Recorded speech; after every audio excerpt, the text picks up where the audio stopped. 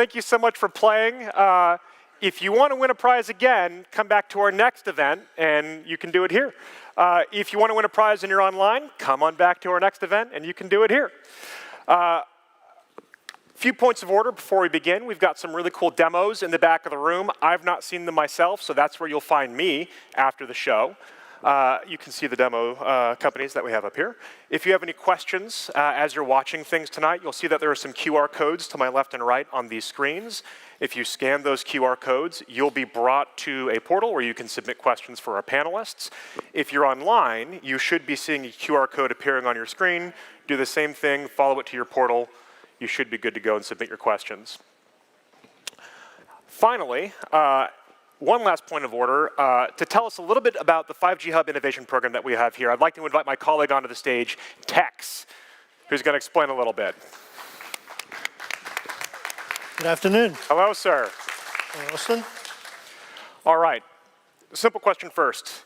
Can you tell us a little bit about the room that we're in right now? Where are we? Well, this is the Center for T-Mobile Innovation. This is the 5G Hub, where you have co-lab and makerspace that's available for the ecosystem to use. And when you say available and the ecosystem, what are you referring to? Well, anyone can submit a request to use this facility. We've got great wireless resources that are available along with expertise for them to use. And it varies anything from new product development to evaluations. So let me give you a few examples. We have a company here that's actually working on a brand new product, which is for accessibility, to extend the fan experiences to those that are visually impaired. We have another one that is optimizing their solution to work over the 5G network to extend healthcare to the rural areas. And we have one that just graduated that actually integrated 5G into their product so they can take advantage of network slicing for live broadcasting. So those are some examples. So accessibility for fans, live broadcasting, we've got a lot of different verticals. After someone comes through 5G Hub, what happens next? Well, once they graduated and they're ready to move on, we actually have a team in place that will continue working with them to explore go-to-market options. So go-to-market options, which that's what we're here for. Yeah, Let's hopefully. change the world. I guess final question would be if I have an idea that I want to bring to 5G Hub, how do I get involved? Well, you simply submit a request, like I said. You can use the website or the QR code, but no matter where you are in your innovation journey, right, submit a request, we get to assist. At the end of the day, for those of you that are looking to learn more about the technology, submit an information request or point to some content that you can learn more about the technology. On the other hand, if you have an idea or you have a company that you have a problem and you're not quite sure what technology to use to solve it, submit an ideation request or do a collaborative session with you, and they will determine what technology is applicable or will point you in that direction for you to consider. On the other hand, if you're ready to get started, submit an engage request. Somebody will be in touch to schedule out to use the facility. Hopefully that helps. I think it does. Thank you, Tex. Appreciate it, sir. Okay. That's it for the points of the order. Let's get the show started. Spin the sizzle, Taylor.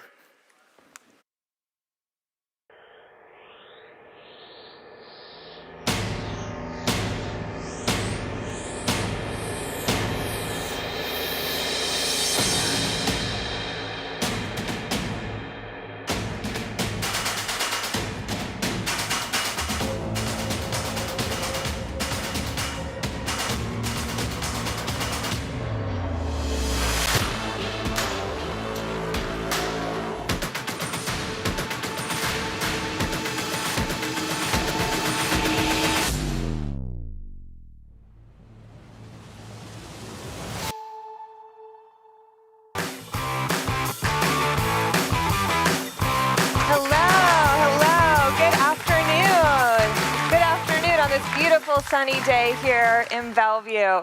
Welcome to our 5G Hub speaker series on unleashing the power of programmable networks and 5G.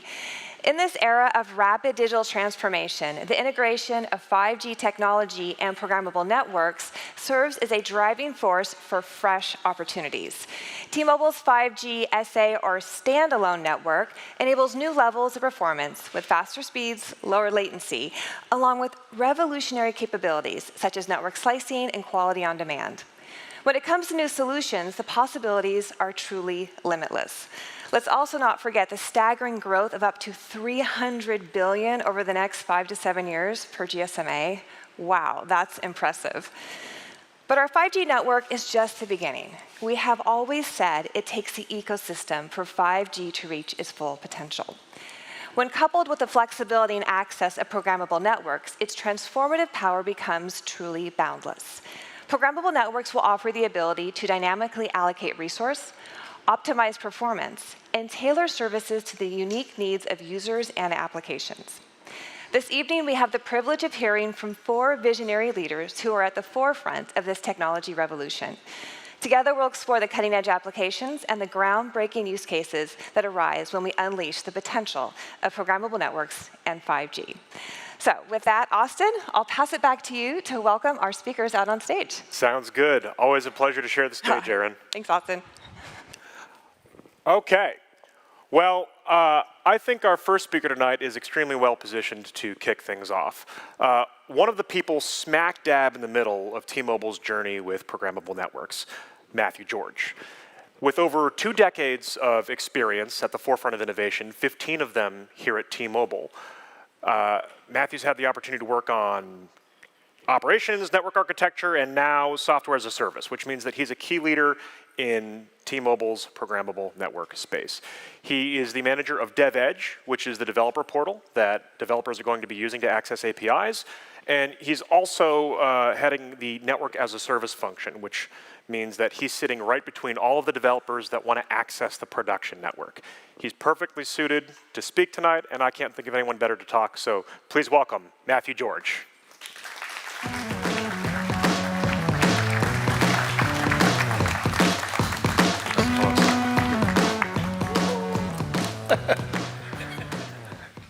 Good afternoon, folks.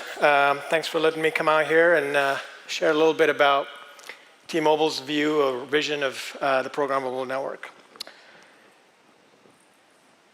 You know, a lot of people think that this notion of programmable network is a new journey that T-Mobile's embarking on. And I'd like to think of this as a journey that we've been on for the better part of a decade.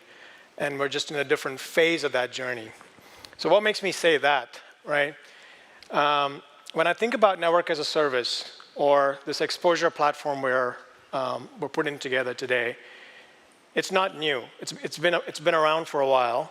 And one of the best proof points for that is the scale that we've got on it. So when you think about the fact that today we're approaching something to the tune of 100 billion API calls a year that enable services like that reminder you get from your dentist that says you've got an appointment in 2 days, or that dinner table that you reserved at the restaurant of your choice is ready for you now. Those sort of messages show up through an API service that operators like T-Mobile make available to, today, aggregators who consume it and then make it available to these enterprises. And also fraud services. You know, there's times where you log into your bank account where you're asked for second factor, sometimes you're not, right?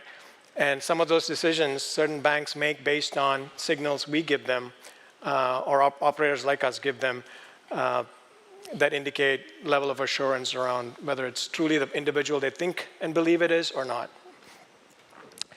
So all of that gives us maturity and scale. And then when you think about what we do internally as a business, what we've been doing for a little while, it's all API based. If you've stepped into an airplane in the US, and you've been a T-Mobile customer, odds are you've leveraged free Wi-Fi service on the plane. And that's enabled via an API that we furnish to our customers, or to these partners who then ultimately verify our customers and give them that free service. So it's again a space that we are quite comfortable in. We've got some scale in and some maturity in. One of the other lessons we've learned over this last decade is the notion of a raw API versus an orchestrated API and the difference that it makes to the creation of a service. Some of you are probably familiar with a service called Digits that T-Mobile launched 5, 6 years ago. We learned a lot of lessons through that program over the years. And some of those lessons were really hard, right? Like that program faced some challenges in terms, because we were ahead of our time, or ahead of its time when we launched that service. But the lessons we learned, especially in this notion around orchestration of APIs, lend itself to what we proudly claim today the fact that we're the only operator that's got a skill in the Alexa ecosystem where you can integrate a T-Mobile calling service as a skill. Some of our competitors have a similar service, but it's not a skill. It's a legacy SIP-based integration between the Amazon Alexa network and the operator's network, versus ours is a pure API-based integration that translates to a skill you can onboard onto your Alexa devices. And those were lessons we learned over that hard decade of figuring out what does it mean to truly orchestrate an API, make an app truly lightweight, move some of the complexity onto the network and out of the app, if you will. We've got some other proof points that have come to life of late. T-Life, our flagship app that we continue to add services on, is our first sort of true experience with silent authentication. We don't ask our customers to log in to that app. Why? Because we know the SIM card that's in the device that the app is running on, and we know who that SIM card belongs to, and we can confirm that's one of our customers. So why do we need to ask them again for login credentials? Again, an example of a capability that exists on the network that third parties can leverage for authentication, for second-factor authentication, even first-factor authentication if they choose to. And then today, as we step into the world of 5G, there's more and more connectivity options. We have options now to make connectivity bespoke to and catered to, fine-tuned to the network service that the end solution is looking for. And some of those examples have come to life already for us. T-Mobile SASE, our ability to deliver a secure slice through the network, exiting out to a secure edge that enterprises can leverage to make sure that the traffic their traffic is secure. It doesn't need a lot of third-party apps on the device to manage, et cetera. And another proof point was the Formula One race in Las Vegas, where we successfully ran all of those point-of-sale systems throughout the very many viewer locations and stands without compromising customer traffic that was also running on the same premises. The ability to sort of cordon off and segment off the point-of-sales traffic from the rest of the customer traffic was key to that sort of experience that Formula One desired while preserving our customers' experience there as well. So those are some of the examples around what we have today, the maturity that we have today with APIs.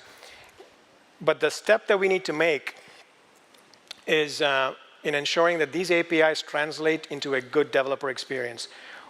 Because it's one thing for an API to be consumed by folks who know what the underlying service is and what the API stands for, but a whole different ballgame when it comes to allowing somebody who has no idea what a telecom service is or how a calling service works, but are able to go leverage it and make it happen.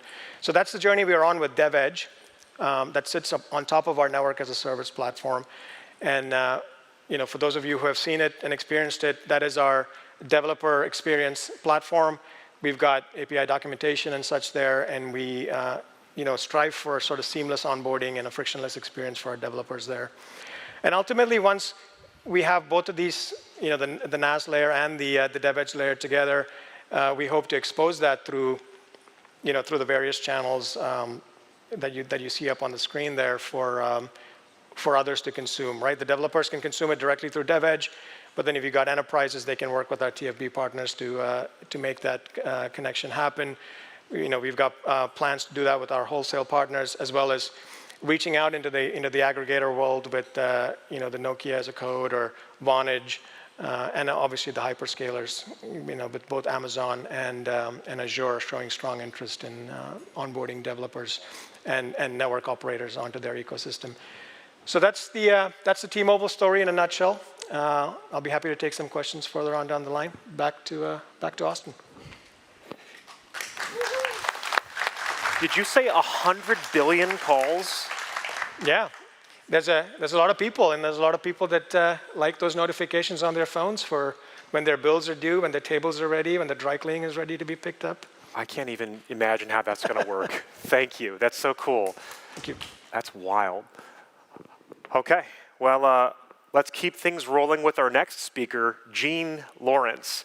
Jean has 25 years of experience in technology, and she's held key positions in industry titans like Oracle, Motorola, and the Computer Sciences Corporation, to name a couple. Today, she's a leader in global marketing and communications at the helm of Nokia's cloud and network services team. Her team's product families include core networks, operations and business support systems, security, cloud and cognitive services, very cool, campus edge, and private networks. Jean is focused on empowering communication services providers and enterprises to seize the future of 5G technology and the cloud today. So I'm excited for this one. Please welcome Jean Lawrence.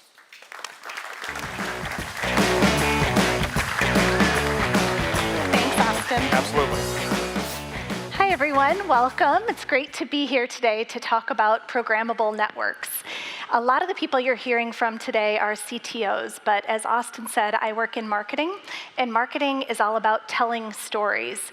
So what I would like to do during my segment today is tell you a story about a real-world example of how Nokia is participating in programmable networks and 5G use cases. So our story is set in Belgium at the port of Antwerp. Anyone ever been to Antwerp? Raise your hand. Okay. So Antwerp is one of the busiest ports in Europe. It's actually been around since the time of Napoleon. And it is set at the end of an estuary, so it's a narrow passage, and from there, the port connects to roads and canals and railways and the whole supply chain feeding Europe. So when a vessel comes into the port of Antwerp, it's very busy, it's very narrow, and the pilot or the captain of the vessel is not able to pull all the way in himself or herself. A licensed captain has to come out to the boat and bring it in because it's so narrow and so busy. So imagine you are the captain of the vessel coming into the port of Antwerp. You get close, it's crowded, it's busy, and you can't bring your vessel all the way in. So you park, you sit, you wait. Your boat is probably polluting a little bit, using up fuel, and you're just waiting for the licensed pilot to come. So the pilot shuttles out, boards the ship, and then brings it into shore. So you can see that this is not very efficient, and it's, when you look at port KPIs, ports are all about how quickly they can turn vessels. So this is a bit of a problem at one of the busiest ports in all of Europe. So thanks to the power of 5G and programmable networks, we've actually found a way to solve this. So there is a 5G standalone network that is operating in Antwerp today. And by making that network capability available to the developer ecosystem, we have found a way to solve this whole problem. So the idea now is that the ships are tricked out with lots of sensors and high-definition cameras. So as the ships start coming in, instead of waiting for a licensed captain to come and board the ship, instead, an application takes over. The licensed captain can stay in a control center, not boarding the ship, and can remotely pilot the application. So the way this works is, or remotely pilot the ship in. There's an application that is using network APIs. It's using two things, location and quality of service. So there's a geofencing location that enables the ship, as it reaches this area where it's crowded and congested, to turn on dynamically much higher quality of service, much higher bandwidth, lower latency, so that all of these sensors and cameras can inform the remote pilot so that he or she has the full awareness of the situation and can safely bring the ship into shore. So this is because of the APIs that are exposed by the 5G network. It solves this whole problem. So the ports get to turn their ships faster. The captain of the port coming in isn't sitting there waiting. The remote captain doesn't have to shuttle out, shuttle back. There's an ESG benefit because the ships aren't sitting there polluting and emitting. And it's also a really interesting workforce story because anyone, regardless of physical abilities, if you're in a wheelchair, whatever else it is, can remotely pilot a ship. So it's a really great situation. And I think the best technology stories are those that really solve a business problem. So this Port of Antwerp, as Aaron said earlier, so many of these stories are all about ecosystems. And what T-Mobile is really doing is creating an ecosystem, this amazing space. This is my first time here, I love it, is all about bringing together ecosystems of service providers and developers to solve these programs or problems and program these networks. So in this case, Nokia partners very much, of course, with T-Mobile. In this case, set in Europe, we partnered with Telenet, which is the network operator in Antwerp and in Belgium, with Liberty Global, which is a global service provider. Telenet is an operating company of Liberty Global. With CFAR, which, as the name suggests, is a shipping company that has an application that can manage this remote piloting, and with IMEC, which is an application developer that programmed the CFAR application using the Telenet network. So it takes a village, so to speak. This whole digital ecosystem had to come together in order to solve this problem. So I'd like to show you now a short video of the participants in this ecosystem, each describing their role, and you can sort of see how it all comes together. CFAR is a technology company developing technology to remotely operate crew reduced or unmanned vessels in the inland industry. When we're remotely operating a barge, the critical aspects is the connection between the vessel and the remote operating center. We need the connection between the vessel and the remote operating center to be hyper-stable to assure the operational availability of the vessel and the safety. In the past, CFAR relied on the commercial network infrastructure to enable the communication between the vessel and the remote captain. The quality that they needed for that communication was not guaranteed. That's where Network as a Service, in short, NAS, comes in. Network as a Service allows developers to program and customize the behavior of a commercial mobile network. Telenet and Liberty Global have deployed Nokia's 5G standalone technology. This enables 5G slicing, which reserves and prioritizes network resources. Our situational awareness application is creating geofenced areas in the port to indicate the busiest areas, and once the remote captain is approaching that area, the application is dynamically triggering the change in the network and the quality of the connectivity. And we can already see that the obstacles and the challenges that we had in the port and in such environments can be overcome with NAS. What we're doing here is just the tip of the iceberg. There's going to be hundreds of use cases in the port itself, and all of the industrial verticals that they are. These create significant underpinnings of how technology can be used to drive innovation and digitalization.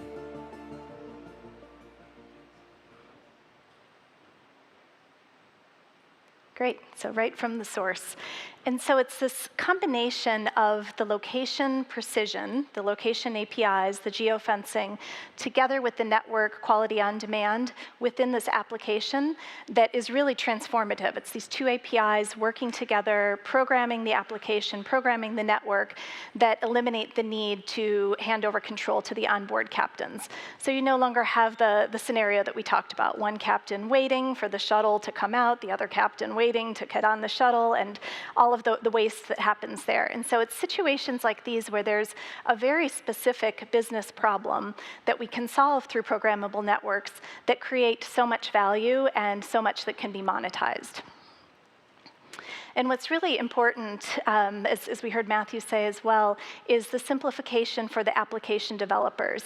I've worked in telecom most of my career, maybe some of you have as well, and in some ways we take this pride in how complex our industry is. But that's not very appealing to the average developer, so we need to make it very quick for application developers to build these applications. We need to translate from our somewhat complicated telecom language and network terminology into what developers can easily use and make that applicable right away to real-world benefits, solving problems like the one at the Port of Antwerp. So that's one specific story that we're very involved in, but as I'm sure you're all exploring this as well, there are so many places that we can go from here when it comes to programmable networks and the capabilities of 5G and taking these APIs and putting them to use. So we think a lot about enterprise worker safety. Nokia is very involved in this, creating applications where you can detect if a worker enters an area that is unsafe, if a worker falls, using AI and network capabilities to trigger alerts to keep your workers safe. Drone delivery services, entertainments and events, arenas are a very common use case that we explore today for programmable networks. Nokia is very active in this at the Nokia Arena, which is located in Finland. We do a lot there with Elisa, the service provider in Finland, where we are working with them and application developers to program networks to provide arena types of services, typically around AR and VR. Anti-fraud, so you've got situations where banks are tracking where people are withdrawing money. Are they in an area where they're not expected to be? Again, using those location capabilities, autonomous vehicles, and many more. So we're just kind of at the very beginning, I think, of these programmable network capabilities. I think we'll look back a few years from now and be amazed at what our collective ecosystems dream up. But I wanted to share this real-world story of how we're truly today programming this network of Telenet, and we're really excited for many more such use cases to come. So thank you very much. That's awesome. Thank you. I used to work in the maritime industry, and like pilot onboarding is a whole thing. And when I first started working at T-Mobile, I was thinking, we got to do something about the ports. So very cool to see that it's already in action. Okay. We are halfway through today's show. Quick reminder, as you're starting to listen, if you think you have a question that you want to ask one of our speakers tonight on our panel, remember, we've got a submission QR code that you can use on the left and right sides of the stage. If you're just joining us online, you should be seeing a bug on your screen. It's a QR code that you can use to access our question submission form. Okay. Let's keep the ball rolling with our next speaker, Ankit Subti, co-founder and CTO of the world-renowned API platform Postman. Now, Ankit has for a while been one of the wizards reshaping how we build the digital landscape. Postman is in some ways like the beating heart of API innovation.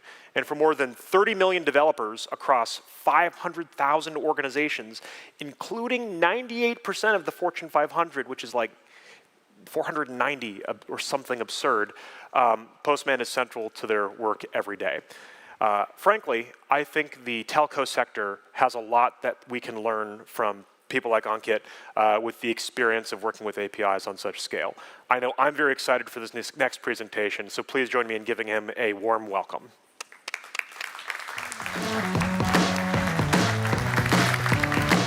Awesome, have at it. Hi everyone, my name is Ankit. I'm one of the co-founders and the CTO at Postman. Really excited to be here. So today I'm going to talk about creating great developer experiences for your network APIs. So why should you care what I have to say about APIs? Well, Postman is where the world builds APIs. We have more than 30 million developers in more than 500,000 organizations all around the world. And that makes us the largest API platform in the world. It is also where great technology brands make their APIs available to consumers. It is with the largest hub for APIs, our Postman API network, with more than 100,000 APIs and more than 30,000 publishers. Over the last decade, we have had this very unique vantage point to see the rise of APIs across different industries, and the meteoric rise that we have seen in terms of how APIs are both built and consumed. What we have also seen is how the rise of API-first companies that think about APIs as strategic assets important to their business goals.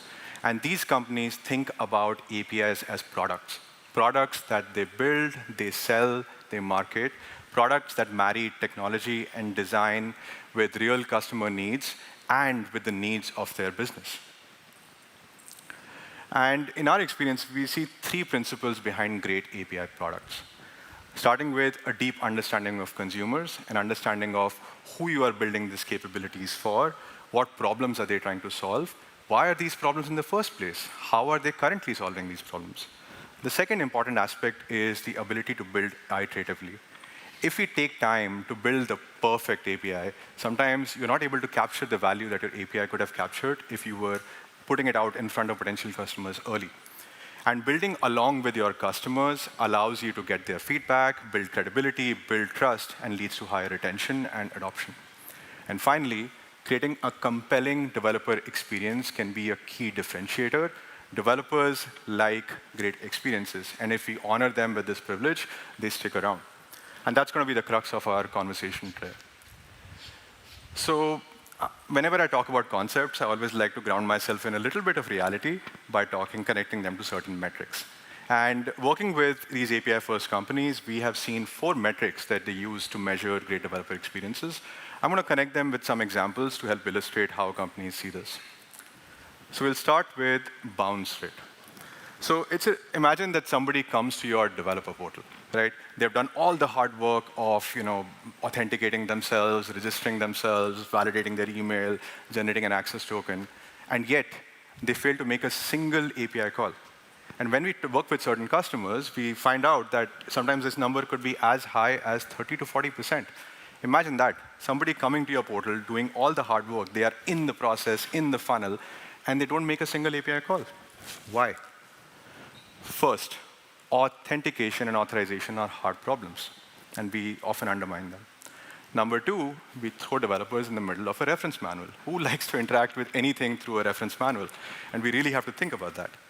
And number 3, oftentimes, developers or even non-developers are not comfortable using APIs directly, and that leads to the creation of many different user interfaces that are just lying around. So, and we've seen some really interesting use cases. This is MasterCard, which uses Postman workspaces to create a combination of executable reference documentation that is instantly actionable, but combining that with quick start guides that walk somebody through their API.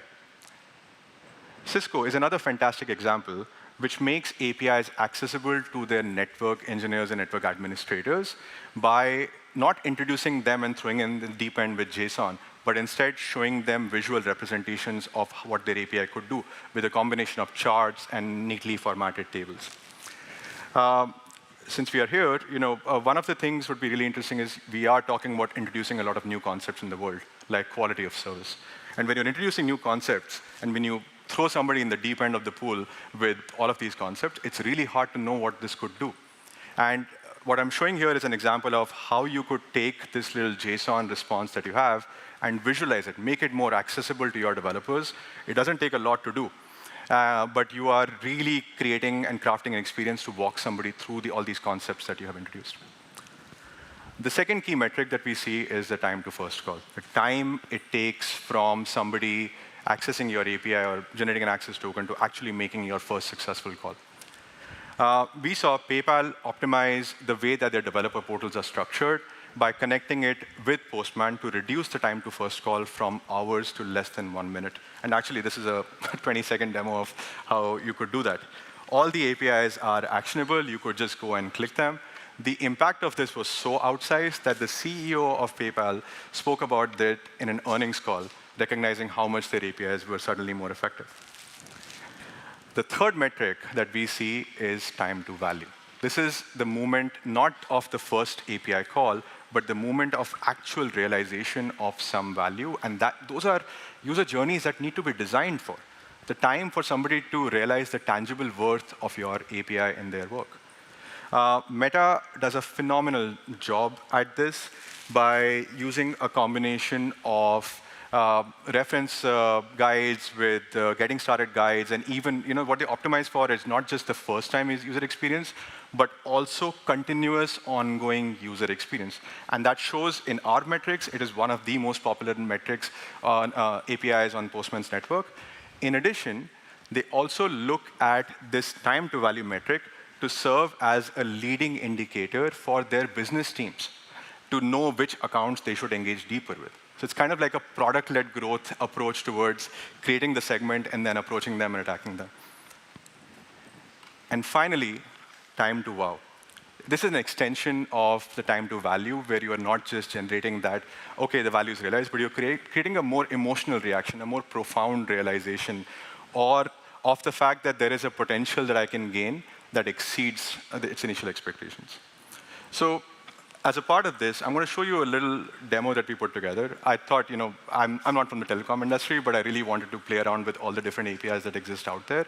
But I wanted to understand what kind of value that we could get from that.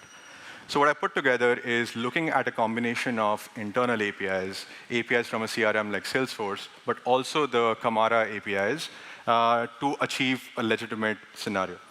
And what the scenario here is, me or a vendor, somebody at a ball game, and they want to make sure that the person who's there is their ticket. They own it legitimately. They are who they say they are. They are where they're supposed to be. And also optimizing a video stream for them that they access while they're at the venue. That is exclusive, and you've also negotiated a higher level of quality for them. So we're just going to quickly walk through this. So if you see here, this is a demo experience that has been created. None of these APIs have actually been implemented, but they are fundamentally just demonstrating how these different APIs could come together and connect with each other. And I'll break this down in a second once the flow completes.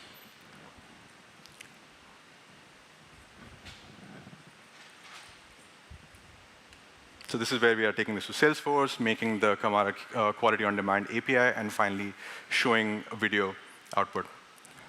So what all happened here? So we start with somebody reaching the ball game, making an internal call to their API to see whether this ticket is legitimate, combining that with the number verification API to verify the number in the phone is accurate, verifying with the KYC records to see this is who they say they are, and also with device location API to make sure that they are geofenced in the right location. Then we take this forward to retrieving what video stream to show them, what team they support, which experience, what kind of ticket that they have purchased, and also then negotiating with the telecom API to optimize the video stream, because we've all been at ball games and it's hard to get the predictable networks there. But you optimize that, and finally, you're able to show the right content that is relevant to someone. So all of this experience comes together. The beauty of this particular demo is none of the APIs had to actually be created. They're all virtualized, but you're able to tell a story that somebody, when you're introducing new concepts, a story that somebody can comprehend. So that's where we are at. I hope this was useful. What I want to talk about here was the 4 metrics that we look at and our customers look at to create compelling developer experiences that keep bringing people back to your APIs. Thank you. Thank you. You make it look so simple. All right. Time for our final speaker tonight, a powerhouse from the industry, Harpreet Jiki, co-founder and CTO at Shibodi. For 3 decades, Harpreet has held leadership roles at tech giants like Juniper Networks, Cisco, and Nortel, and is now the driving force behind Shibodi's cutting-edge R&D, technology strategy, and product development. Harpreet is bridging the gap between technology and business, helping developers use APIs to build advanced network services, something I'm very interested in, and accelerating the products of bringing those products to market, which is why we're all here, I think. So please, listen up and keep your ears peeled. Folks, Harpreet Jiki. Thank you very much. Absolutely. Really appreciate it. Kill it. All right, so look like I am between all of you and the beers. So I'm going to be fast and quick and talk about what I really want to talk about and get out of here. So everybody, Nokia presented an amazing overview of what the network APIs can do. Matthew talked about an amazing journey that we can actually enable with T-Mobile. What I'm trying to still understand is what are these network APIs and why do we need programmable networks? And that's the story. I'm not a storyteller, by the way. I'm a geek. I'm a CTO. I've been a geek for all of my life. So please excuse me if I don't tell the story as well as Jen and everybody else. But let's actually have a common understanding of why network APIs are so important. So if you really go back, not as back as I go, not 30 years, like to your younger days, the network was always a dark asset. It was just a pipe. It was just a pipe where you send a packet, you type www.tmobile.com, and it suddenly brought something up. It was a magic. You didn't care about how the application was interacting with the network or what network was trying to provide it. It is just bringing that web page. It's just bringing that Netflix movie to your TV. It's just bringing that YouTube capability to your phone. That's what it is. It's a dumb, dark pipe. And there is no interaction whatsoever between the application and network. That's the perception today, right? So if you really look at Netflix, they do adaptive bitrate and so on and so forth on the application side, not on the network side, but on the application side. That's what the whole investment is going on to make that application tolerable for you and your wife and our kids to watch that Netflix movie without that circle of death going through it. What it was all about is evolving the network APIs to the next level. So we certainly heard, you know what? There are APIs out there. We can actually send SMS. We can actually make click-to-call. I remember in 1993, when I graduated from McMaster University, we were still trying to do click-to-call in those days. SIP was a good example of it, right? So CPaaS has been there for a long time. Communication platforms, providing you the network messaging capabilities, providing you the ability to send a message, providing you the abilities to send those emails and so on and so forth. So there is no new need for advanced networks to actually provide you the programmable networks. So what is all this stuff that Mark's group, Jen, and everybody else has been talking about programmable networks? The issue, the evolution which has happened is that there are these new things called advanced networks. If you guys are using 802.11, which is Wi-Fi, the next generation Wi-Fi, it is all about your application interacting with the network. If you talk about 5G, which is 3GPP standards, it is all about making that network programmable, accessible. Why? So that the applications can actually interact with it. If you talk about the next generation backhaul networks, like SRv6, segment routing, MPLS, or any of those networks, it is all about interacting the applications and devices through that network capabilities out there. So the reality, I already talked about the myth, which is what we used to live in the dark ages for, right? The reality is network is the most intelligent asset that currently exists. It's not the hyperscalers world. I apologize to anybody from hyperscaler world over here, right? It is the network. Network is the most intelligent asset which exists today. It's open, as Jen talked about it. It is open, as in there are interfaces which are available for you to utilize and actually create those next generation bespoke applications that is going to transform the enterprise market. In the quiz, we were talking about what is a market segment? B2B, right? Enterprises. So if enterprise is where we want to target, if T-Mobile and everybody else have to provide services for them, network is open. You can actually interact with it. And more importantly, it's programmable.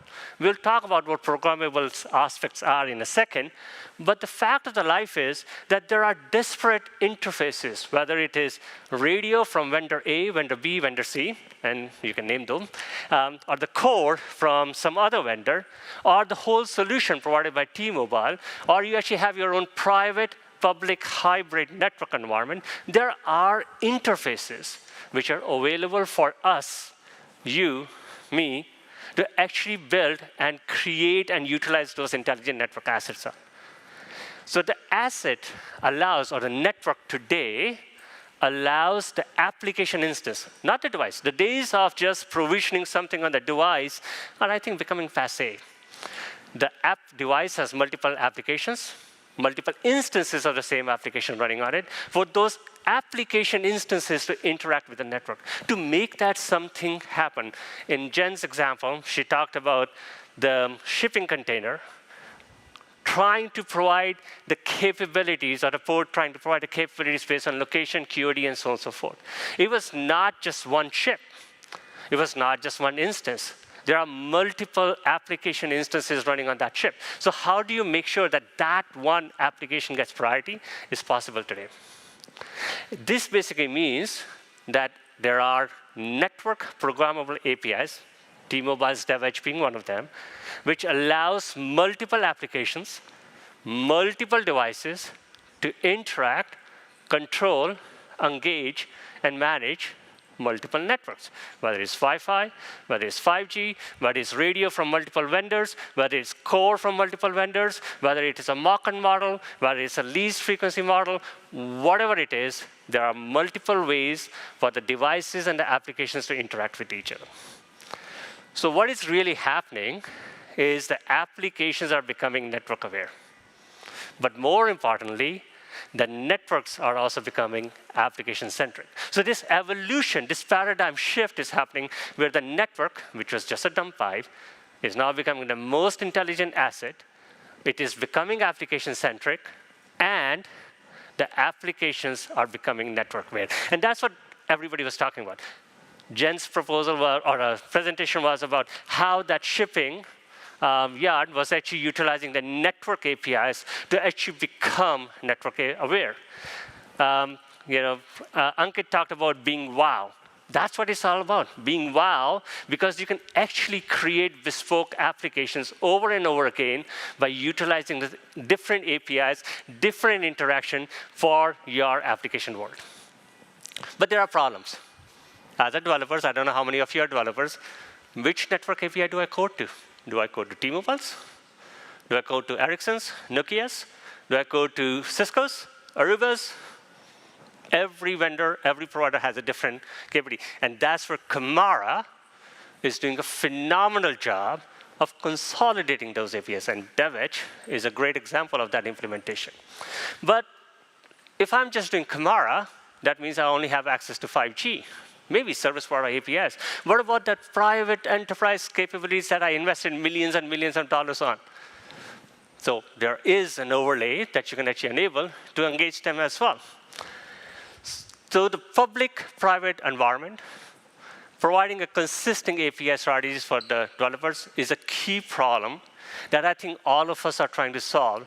Specifically, T-Mobile has taken a great stance on to actually take the lead, and I think you guys are the industry leader in trying to solve some of these problems out there. So what is happening is the access, the core and the backhaul are actually becoming programmable, and the APIs are actually getting consumed to actually utilize and interact with all of those things. This creates a whole new opportunity for entities like T-Mobile, the enterprises for their ROIs, for the developers to create new capabilities and so on and so forth. So this time is a perfect time to unleash the power of advanced networks, to utilize it to actually create that next generation capabilities that we need. So let me introduce my company, Shibodi. We're a startup. We're based out of Toronto, Canada. We do have an offices here in Atlanta and so on and so forth. We are a great partner of T-Mobile. Thank you again, Mark, for inviting us over here. And we believe that the network is not a dumb asset. It is an intelligent asset, and we need to actually exploit the services and capabilities out there. So it's the same diagram where we were actually talking about discovering. We discover the whole networks capabilities out. We provide a very simplified APIs for the applications. We are a big Postman addicts as well, so we are very proud of the work that Ankit and his team is doing. And we actually provide the translations, transformations, and derivations from one API to another. We're not an API gateway. We're not one of those things. But what we are is a complex network API executors, right? If you have some time, I would invite you to join my partners from Booz Allen Hamilton, over there at a booth. We actually demonstrated an application with them at Mobile World Congress in Las Vegas. That application was actually built for a military-grade environment, whereby we were actually using the military APIs or defense APIs for that. And the application was coded using Shibodi's APIs. Later on, we actually transformed that whole API, that whole application, without changing a single bit of it, to work on T-Mobile's DevEdge environment. So what you will see over there is, without refactoring the entire application, the same application which used to use the quality on demand APIs or equivalent of it in military-grade or defense-grade environments, location APIs, which are not restricted just the network locations, but also GPS and everything else, charging APIs, metering. Making money is very, very important to everyone, on how we actually had built an application once, and that works on every disparate network and API that exists over there. In short, that's me from Shibodi. My name is Harpreet Jiki, and I look forward to inviting you over there. Thank you. Thank you, Harpreet. I love your language about making applications network aware and networks application centered. I think that's a great way to talk about the handshake. Thank you. Thank you, sir. All right, folks. Well, you've heard from 4 speakers. Hopefully, you've got some thoughts going. Maybe you've got questions that lie at the intersection of the topics that they've discussed. We're getting ready to move into our panel discussion. So again, if you have questions, please submit them via the QR codes to the left and right of the stage. If you're watching online and if you've just joined us, there should be a QR code on your screen you can use to access a form where you can submit questions for our panelists. If you're taking photos, please don't forget to post them with hashtag 2024 Speaker Series. Okay, that's enough from me. Let's please welcome all of our fantastic speakers back on stage for our panel.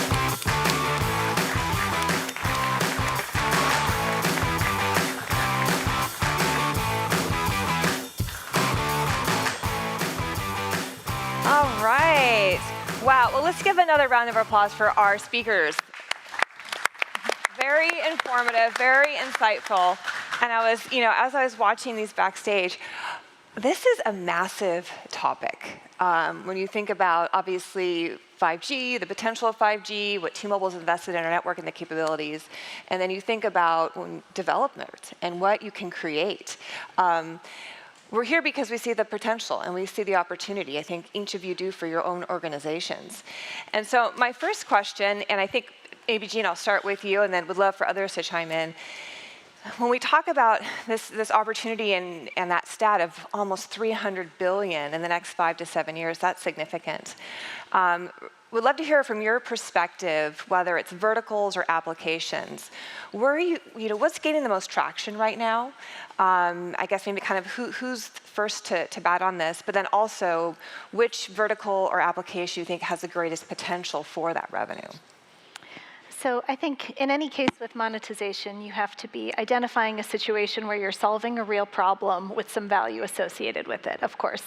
As in the example I mentioned before, where when you can speed up that transfer, that creates so much value for the shipping companies and from the port that it's reasonable to expect the network to be able to monetize, the network provider to be able to monetize that.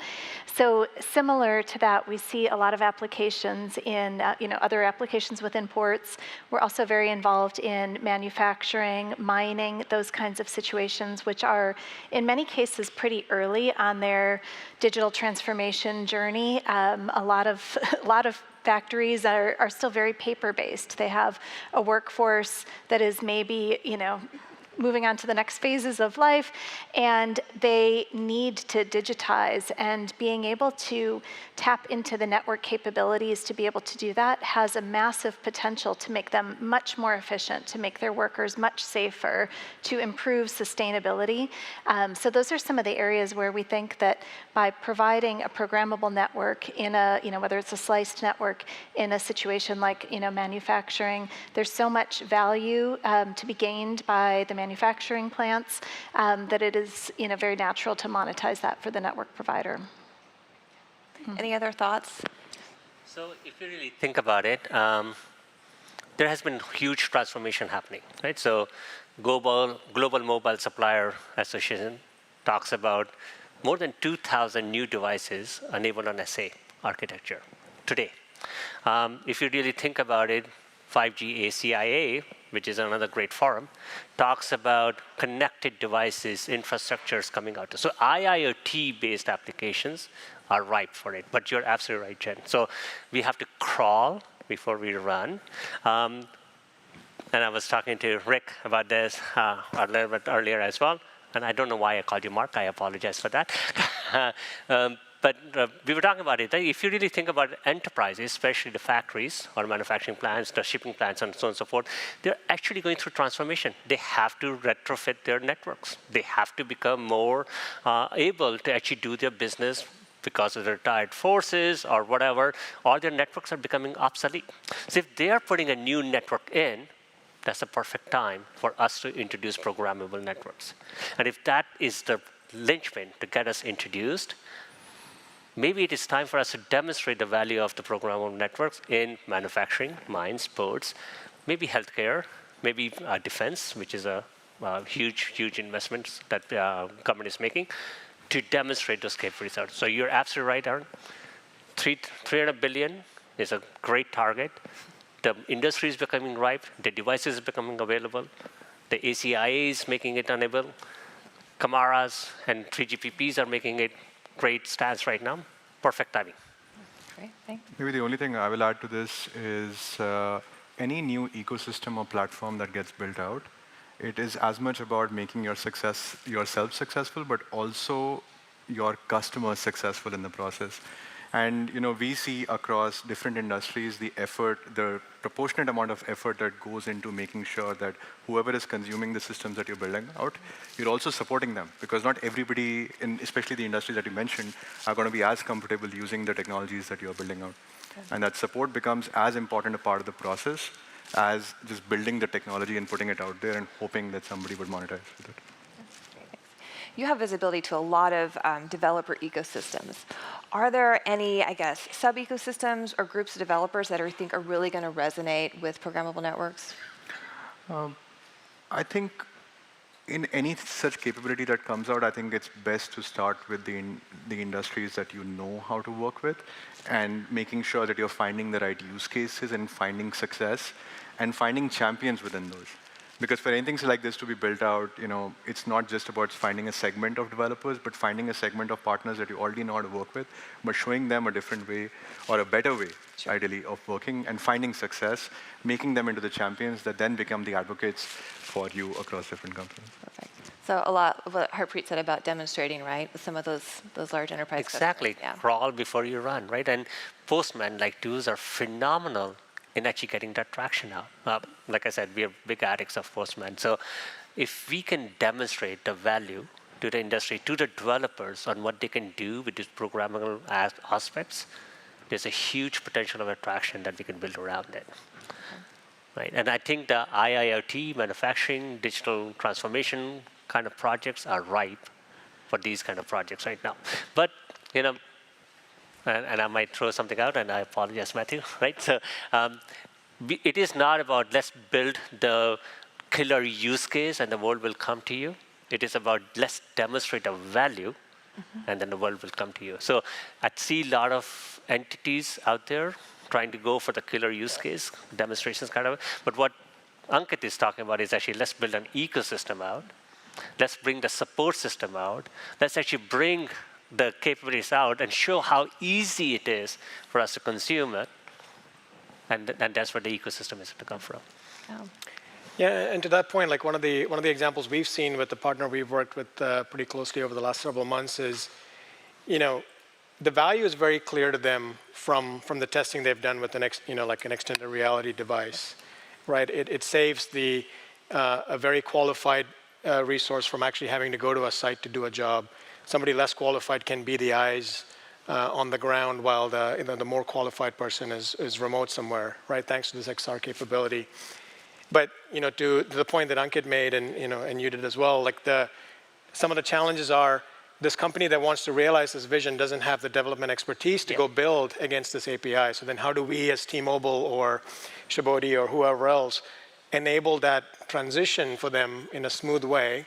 And it could be crawling, like it could be something bespoke and manual you do that's not scalable yet, but it allows them to demonstrate that value, and then you get the ball rolling once that value is established for folks to jump in and say, hey, I'll help you create that app. Right. Yeah, great points. So Matthew, I want to go back to your presentation. T-Mobile's not new to having network as a service, right? When you think about CPaaS, and now looking at programmable networks kind of now through the lens of 5G. When you think about the infrastructure, which your team's responsible for, and the NAS and then the Dev Edge, how are you now approaching it, and how are you evolving that? It's the biggest value we generate today is a lot of it is just internal, right? When you think about, I talked about the Wi-Fi use case. I've talked about T-Life. We've got some things happening with T-Fiber. All of these initiatives today tap into our NAS ecosystem. So we're, in effect, dogfooding our own environment, if you will, and capability. But it's important for us to also learn from that to make sure that we are actually trying to create as good of a developer experience for our internal customers as we envision for our external customers. And I think that's a leap that we've got to make as T-Mobile. And then sort of immersing ourselves with partners like Shibodi and Postman and Nokia, et cetera, so that we can actually create a true developer experience. And I think that's probably the biggest area of want or need that we have as, because we've got to get better at thinking through the developer's lens, right? So, and what's success for them, what are the challenges they deal with, et cetera. So, those are some of the areas we're focused on. Learn from what we're doing and be open to other perspectives so that we can get it right. Are you willing to share maybe a couple learnings that you've had? Some of this might sound very very simple, but we did some user experience studies with some developers, and little things jumped out. For example, developers love dark mode. They operate in dark mode all the time, and yet our developer portal did not have a dark mode to it, right? It's a simple thing, but until you're talking to them and hearing their feedback, you're not getting that aha moment, right? Talking to Ankit this morning, we actually leverage Postman for some of our APIs today, but he showed me a click-through experience where we don't ask the developer to go download Postman and get ready and get themselves onboarded, then get our API stuff in there. You can actually click through into Postman and have that experience be much smoother, frictionless, and faster, right? So, those are all the sort of, seems very obvious when you talk about it, but until you actually look under the covers, you don't make the realization that, you're missing these things. Sure. You make it so simple. I think our realization and why we got to the reach of developers that we've had is making sure that we are taking complex ideas and simplifying them. And we take the burden of the complexity, but make simple experiences. And that's, I think, the true realization that we have had over the years, is if you create simple experiences that are easy to onboard, that are easy to access, that listens to developers. Your insight about dark mode, probably the best Postman release we ever had was when we launched a skin. Right? Last week we had a big developer conference, and today the demos that I showed were from our Darkula skin, which is what developers really like, and so that's what I use now. So those are extremely important insights to making things easier, accessible, tangible, understandable, and not throwing people into the deep end and thinking that they're very smart and they'll figure it out. Sure. What do you think, as T-Mobile, a network operator, exposes these APIs to the developer community? What are we offering that's attractive to them? I mean, how is this going to stand out? I think it's important to think not from the perspective of a single developer, but what business problem are they trying to solve? So that's where I think existing partnerships and companies come into the fray is, okay, what problems, how are you partnering with someone? Let's expose that. I think that gives great insights. And I think working with internal customers, external customers, which are, close partners, gives you a lot of validation and, confidence to go out and then say, okay, what this is. But I think the product discovery of what capabilities to be built out is, I could give an assumed answer, but these are things that you just have to discover and actually continuously discover. The biggest principle of product management is continuous discovery of the needs, because hopefully if you're making your users and customers better, their needs will also continue to evolve at a fairly rapid pace. Sure, okay. Yeah. I'm going to ask one more question, and then I'm going to turn it over to some of the questions that were submitted during the presentation. So we'll go to those in just a minute. So we've talked specifically about the developer community, but Matthew, on your slide, you also had hyperscalers, wholesale, enterprise. So these different channels. I guess from all of you too, would love to hear how do we have to look at each of those? Do we look at them differently? Or are there any customizations, especially even down from the NAS layer and then up, right? Yeah, and in its simplest form, some of the things you've got to get right across the board, right? Some of the, the developer experience, if it's a single developer in a garage or, somebody that works for IBM, it's going to be, some of the needs and wants are going to be the same, right? So, that's table stakes and we got to get that right. But, the real opportunity, I think, is making sure there's good feedback, right? Or mechanisms to absorb that feedback. So that was another learning that we had with some of the developer studies that we did. If a developer gets the ability to give feedback and feel like that feedback is received and responded to, that creates stickiness. Now, that means something very different to an enterprise than to the developer in the shop, right? The developer in the garage needs something automated, versus the developer at IBM might have an account rep that they can talk to and get 10 people from T-Mobile to jump right away. So those are some things that we've got to think about and keep in mind. But we've got to get the table stakes stuff right, and that's where we are. Makes sense. If I may add to it, you asked a context also around the hyperscalers. There's actually so much learning we have from hyperscalers world that we need to apply on our networky, geeky world as well, right? Not my last name, the real geeky world, right? What did hyperscalers do right? They made it simple. They got the feedback. But more importantly, they didn't just make it low-code, no-code kind of a stuff right up from front. They actually engaged the developers and say, what do you need, and how would you use our APIs and capabilities? And there was a continuous feedback going on. ECS is a good example from Amazon. Oracle has some phenomenal examples on that kind of stuff as well. We need to do the same thing in the networking. Well, and Kamara is doing a great job around that. But I think you need to take it one step further, which is, developer, what do you need? You need uplink bandwidth. Great. How much do you need? If you need that much, everything else is details. Can I actually hide those details? Sure. Do you need, for the advanced developers, maybe they need it. For simple developers, they might not. And the target, remember, for network as a service initially is enterprise developers. The consumer developers may or may not use it over the next 1 or 2 years, but definitely enterprise developers will use it, right? So if we respect their skills and capabilities and respect their inputs, as Matthew talked about, that's the path of journey. And those are the learnings that we have from hyperscalers, from storage, from, you mentioned Meta, you mentioned PayPal, you mentioned all of those great companies. Those are the learnings. How do we make it simple? How do we engage the customers? How do we not demean the developer by just providing the most simplest thing out there? How do we actually respectfully provide the services that they need and then utilize it? Yeah, and if I may add real quick, one of the other things that we need to think about and be sort of mindful of is our responsibility around security and permissions, right? So, we run a network that serves somewhere close to 150 million plus customers today across various brands, enterprise segments, wholesale, et cetera, right? So giving people access to an API can be harmful if we're not careful around what is it that they're allowed to access and what segment of customers can they access. And we have to be very mindful of that. And in some ways, maybe it's more of a unique problem for us as an operator compared to, like, say, a PayPal or somebody else, right?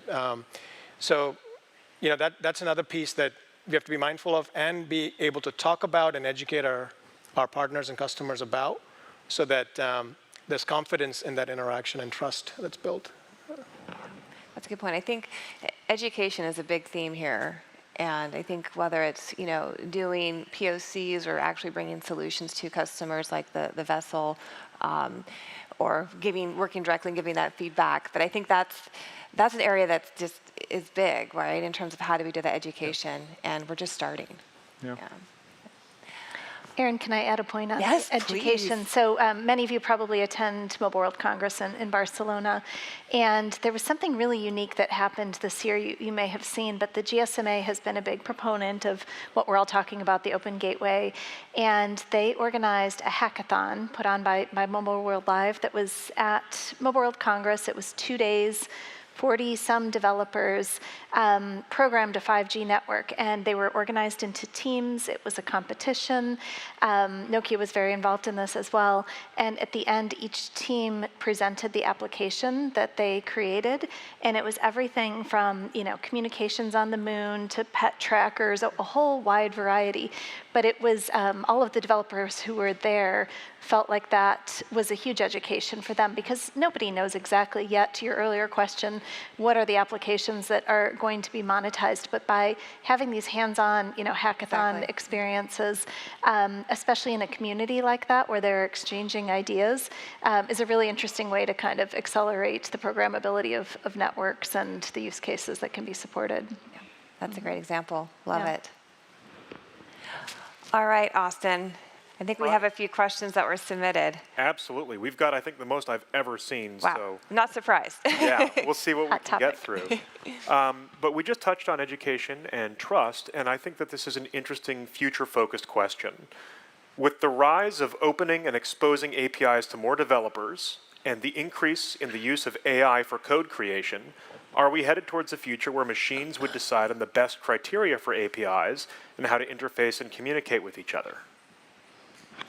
Maybe I can take a stab at that. I think it's a fantastic question. I think I work with a lot of executives, and one of the things that we have also been seeing is that how, when you look at the rise of search, right? At that point of time, a lot of websites that didn't optimize for being indexed for crawlability eventually just disappeared. And I think if AI becomes a primary mechanism through which we interact with the world and companies and brands and so on, and if you're not optimizing for AI connectivity, and AI, you train these large models on existing data, but a reactiveness to real-world data comes through APIs. AI uses an API to get information. It uses an API to instruct a machine to do something. And if you are making yourself invisible to the AI world, yes, you do run the risk of becoming invisible if that becomes a primary form of communication.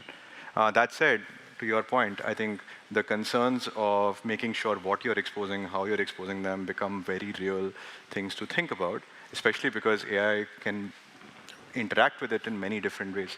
So we do see this emerging thinking of designing APIs for humans, simultaneously keeping in mind of what machine-readable design would look like.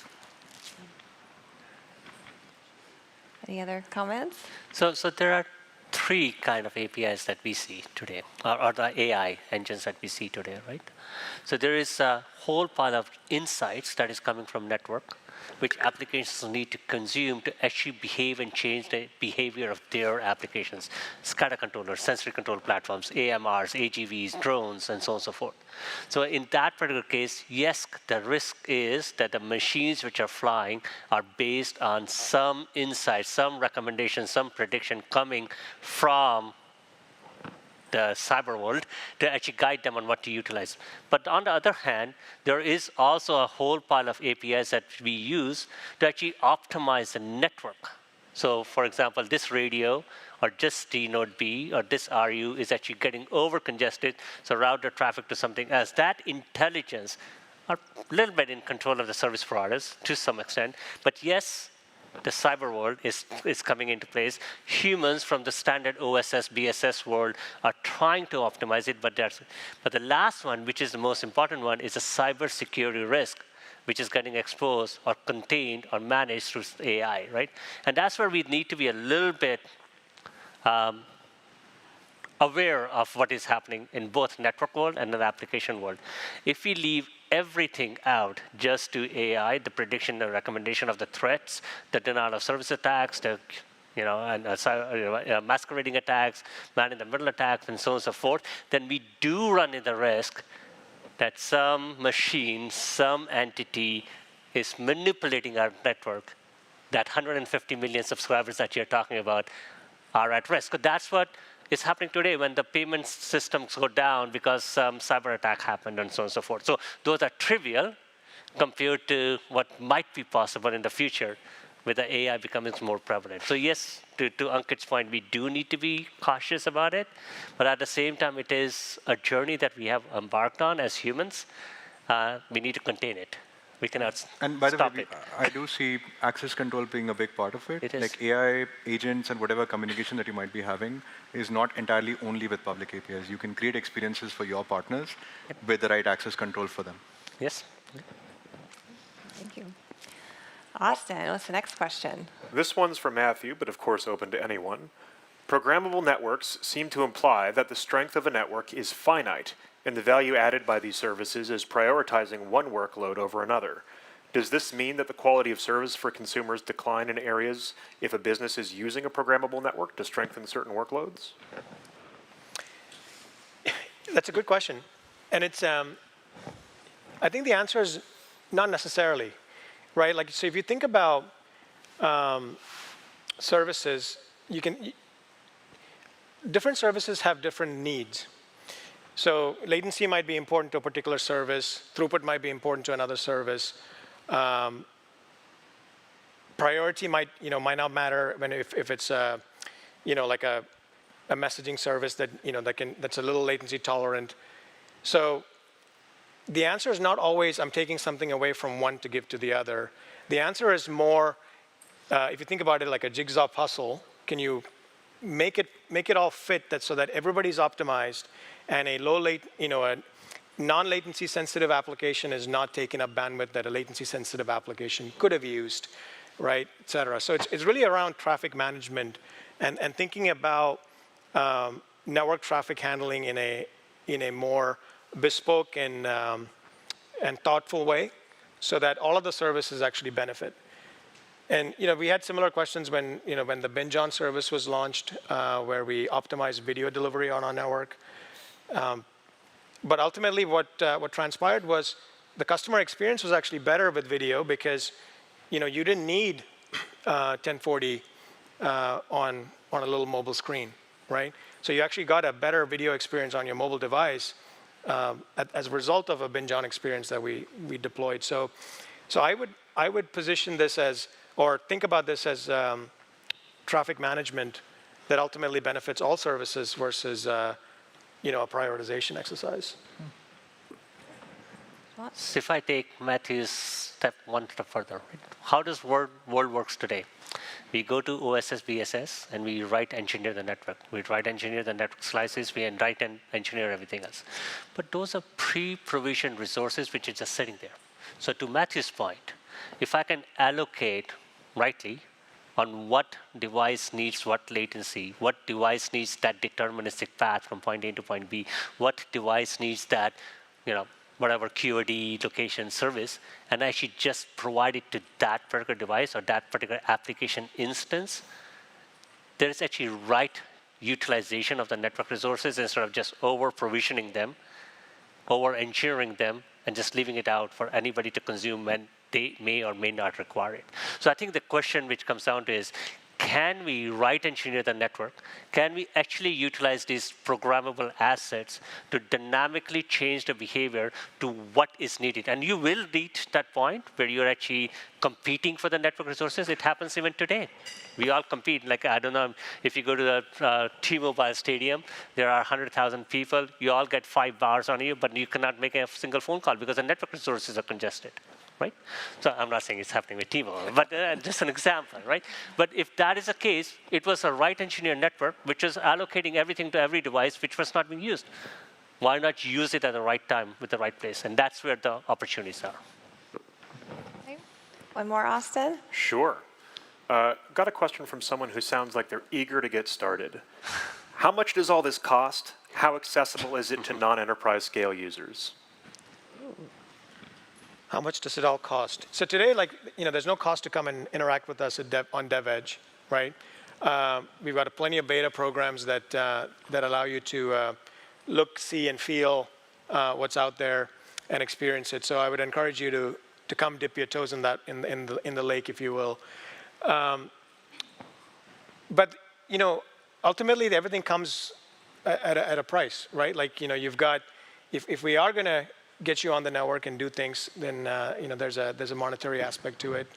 But at the end of the day, the question you have to ask yourself is, did you realize value from this engagement?